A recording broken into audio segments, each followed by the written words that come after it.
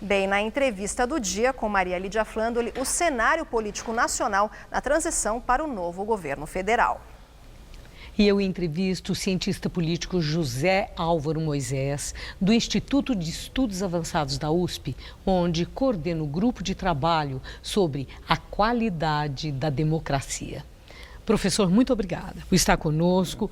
Bom, eu quero começar com uma declaração de Sérgio Moro na sua primeira entrevista, em que ele caracterizou o presidente eleito como sendo uma figura moderada, ponderada, sensata, que não ameaça o Estado de Direito nem as minorias. Eu quero ouvi-lo, quero saber a sua opinião sobre essa convicção de Sérgio Moro. Eu acho que o juiz Sérgio Moro, que foi agora guindado à condição de ministro da Justiça, aliás, numa circunstância em que o Ministério vai reunir outras instituições, portanto será um ministério acrescido, não é? Ele fez uma observação que provavelmente deriva da relação que ele teve recente com o presidente, alguma observação da moderação e algumas das declarações que o presidente eleito deu depois das eleições e que, num certo sentido, eu interpreto como tendo por objetivo aliviar e, de certa maneira, atenuar algumas das declarações e das suas opiniões anteriores, não é? Então, desse ponto de vista, o Sérgio Moro está dizendo, ele é capaz de moderar e é capaz, num certo sentido, de recuar de algumas das suas posições. Aliás, desse aspecto, o presidente, em algumas decisões que tinha anunciado, como, por exemplo, a fusão do Ministério da Agricultura com o Meio Ambiente, ele recuou, inclusive dizendo que não se trata de uma perda, digamos assim, de autoridade, mas digamos assim, aquiescência a argumentos contrários, o que é um bom sinal, eu diria, não é? Quer dizer, né, ele está sinalizando que houve ponderações. Agora, ao falar, né, tão positivamente da personalidade, da maneira de ser de Jair Bolsonaro, que havia causado aí uma impressão desconfortável com alguns excessos verbais, vários excessos verbais durante a campanha. O Sérgio Moro fortalece a liderança de Jair Bolsonaro, ele transfere com essa confiança no presidente eleito, ele transfere a credibilidade que ele próprio tem, o prestígio que ele tem pelo trabalho que desenvolveu na Lava Jato? Sim, Maria Lídia, acho que não tem a menor dúvida. Eu acho que, do ponto de vista do presidente Jair Bolsonaro, ele marcou um gol, trazendo para o governo o Sérgio Moro, com todo o prestígio que o Sérgio Moro adquiriu nesses últimos 4, 5 anos com a Operação Lava Jato. Agora, o Sérgio Moro, né, ele está insistindo em dizer que não se trata de uma posição política e que ele está assumindo funções que serão técnicas, porque vai ser de fazer a justiça, coordenar a ação contra o crime organizado, que isso teria um caráter técnico. Então, do ponto de vista dele, não é, ele faz isso para justificar a sua aceitação. Eu acho que tem uma questão aí, tem um problema, não é? Porque o Sérgio Moro teve um papel muito importante como um representante do judiciário, e no sistema brasileiro em que você tem separação de poderes, essa fusão entre judiciário e executivo levanta dúvidas que, aliás, foram a que os críticos suscitaram. Se ele não teria, na sua condição de juiz, tomado decisões que de alguma maneira poderiam beneficiar a eleição do Jair Bolsonaro, que de alguma maneira eram contra o Partido dos Trabalhadores. Ele tem dito que não, e eu acredito que o Sérgio Moro é uma pessoa muito correta, mas essa dúvida ficou. De maneira que eu entendo as declarações dele, num certo sentido, para, como você disse, dar apoio ao presidente e de alguma maneira retirar aquela carga mais negativa que exatamente dizia respeito às questões dos direitos de minoria, a ideia de transformar, por exemplo, a ação de alguns movimentos sociais que invadem propriedades como ação terrorista. O próprio Sérgio Moro, na entrevista coletiva que ele deu, ele relativizou essas questões, dizendo, bom, uma coisa são os movimentos sociais e os seus direitos, direitos de minoria, outra coisa são ações que são inimputáveis. Quer dizer, por exemplo, invasão da propriedade. Não pode mesmo isso, sim, não é? Sim, já é tipificado crime, né?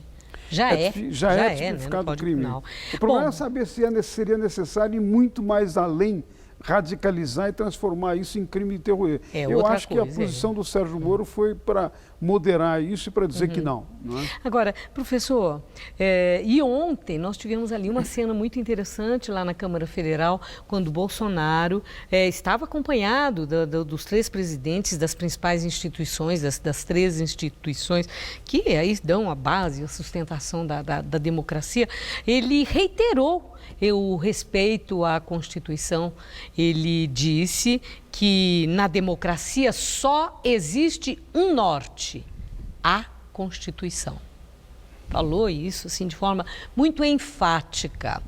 Aqueles todos que estavam preocupados, desconfiados, que Jair Bolsonaro significaria um risco para a democracia, depois de todas essas declarações dele de respeito à Constituição, depois da subscrição de Sérgio Moro, o pessoal desconfiado pode dormir em paz?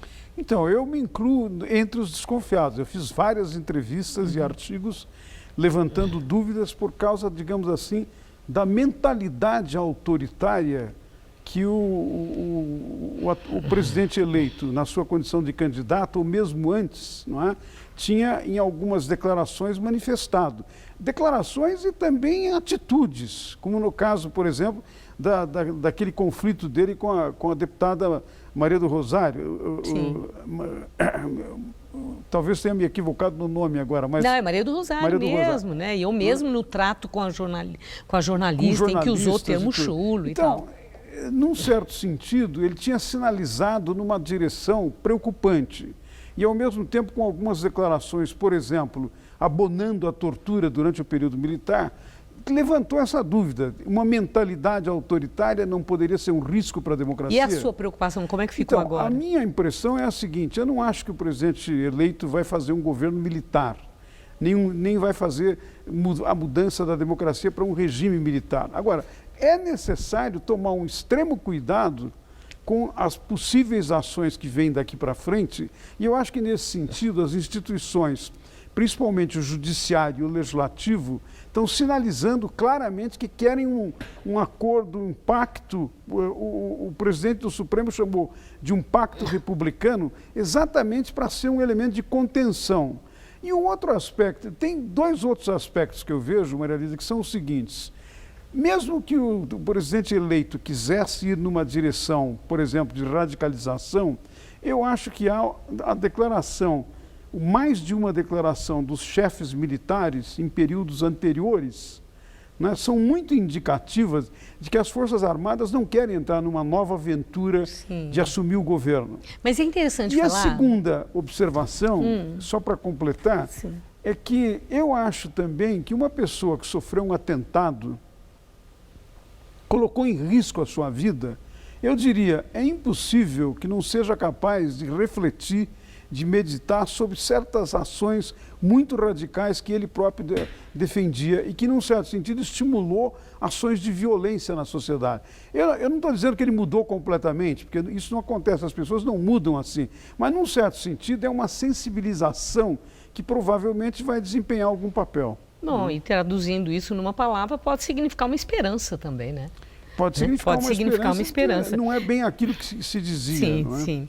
Bom, mas sobre essa questão da militarização, o fato do presidente eleito ter como vice um general, o fato dele já ter anunciado alguns generais para ocupar ministérios, para muita gente isso aí está sinalizando que o governo dele possa ter um viés militarista. E traduzindo isso como um governo de perfil conservador e autoritário.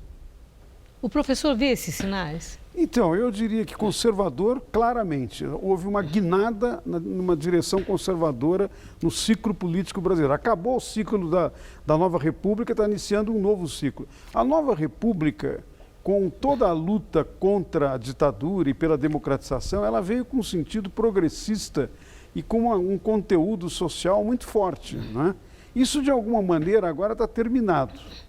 E eu acho que, veja que os dois principais partidos que fizeram esse perfil da nova república, o PSDB e o PT, perderam força, inclusive se não mudarem radicalmente, se não se refundarem, eu penso que há um risco deles desaparecerem, não é?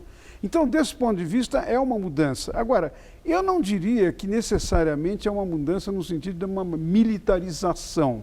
Pode ser que algumas atitudes, como foram anunciadas antes pelo presidente, se ele insistir nelas, tenham um caráter autoritário, mas ele próprio está com tanta insistência, não é, anunciando que quer fazer o debate com o Congresso, fazer o debate com o Judiciário e com a sociedade, que isto pode representar uma possibilidade, digamos, de um equilíbrio maior. Quer dizer, acho que nós temos que considerar que as nossas instituições, apesar de todos os problemas, elas têm funcionado. E, de alguma maneira, elas são anteparos, não é, para uma radicalização que poderia ir na direção de solapar a democracia, não é? Acho que, desse ponto de vista,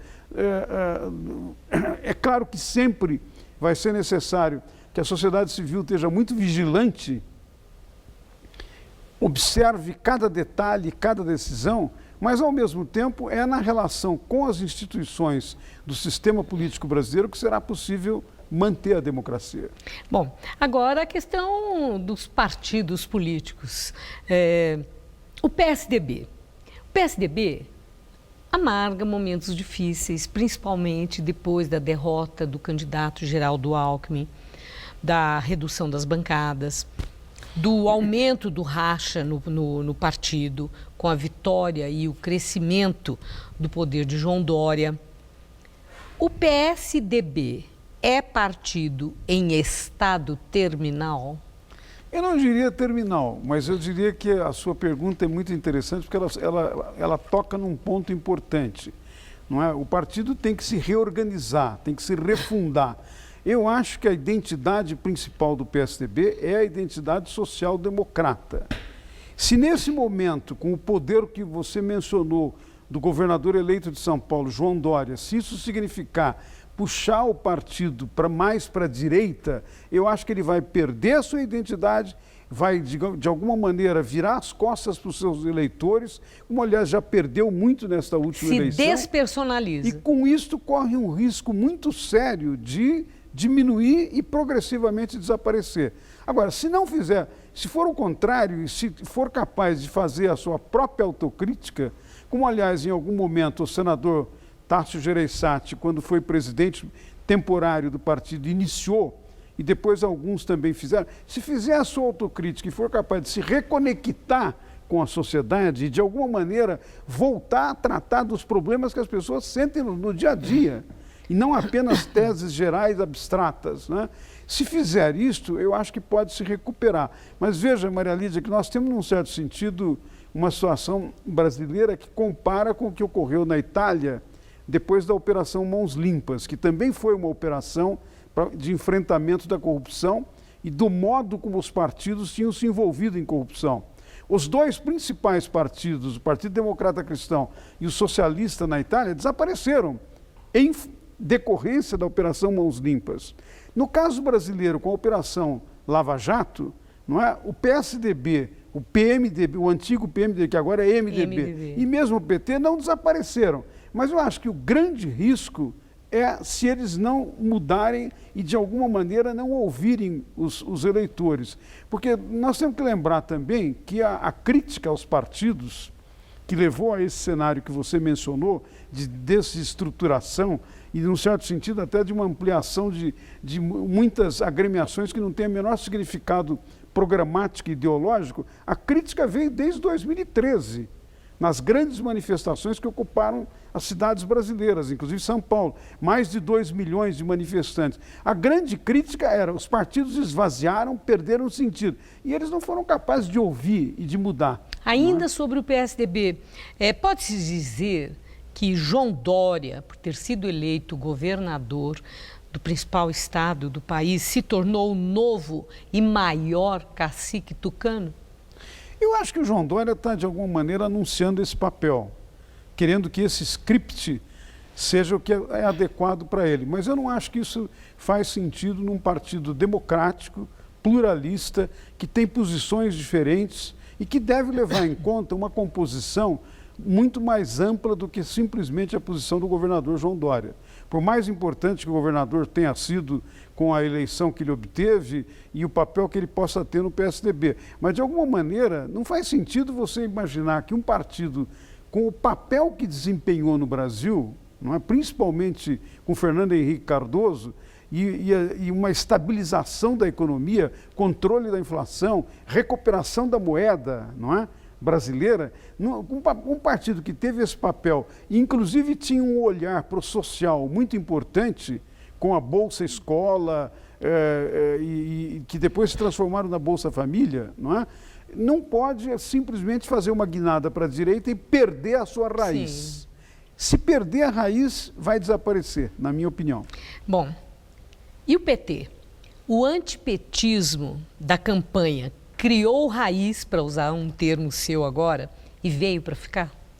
Eu acho que esse é o outro grande risco, porque o PT também não fez a sua autocrítica. Aliás, na campanha eleitoral me surpreendeu muito, Maria Lídia.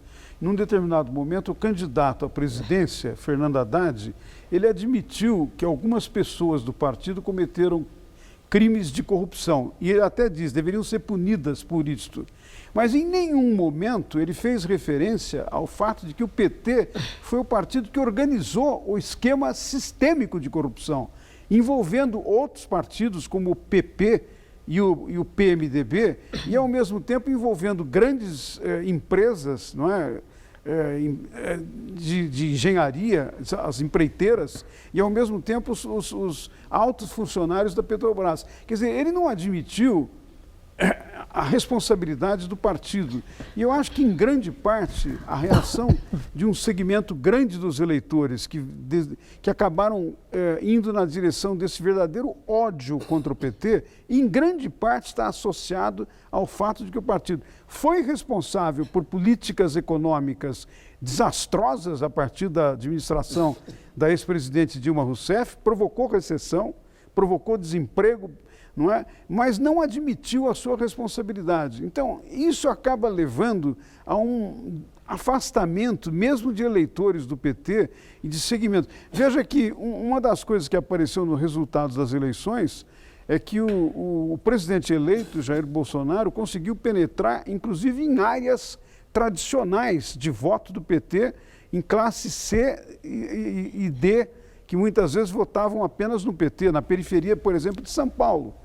Manteve no Nordeste o voto do PT, mas é a única região em que o PT conseguiu manter. Então, desse ponto de vista, eu diria, o PT também tem sobre a sua cabeça uma espada indicando que ou ele se renova, é capaz, digamos assim, de se refundar, de alguma maneira retomar a sua origem e, ao mesmo tempo, fazer a expiação necessária de ter se envolvido com corrupção, porque a corrupção é a negação da democracia.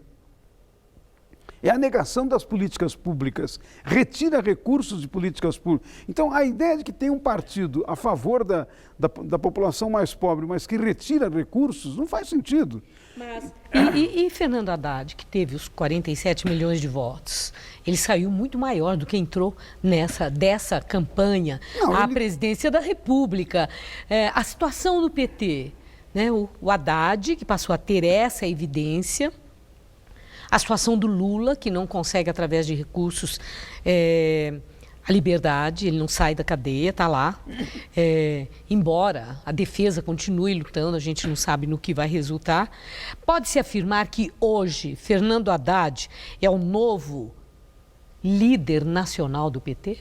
Bem, num certo sentido, a campanha e as eleições deu a ele esse papel. E ele, você lembra bem, com 47 milhões de votos, não é? Ele se torna uma referência muito importante do sistema político e do sistema partidário. Agora, é preciso saber se o PT vai permitir que ele assuma esse papel, e eu diria até mais do que o PT, se o Lula vai permitir.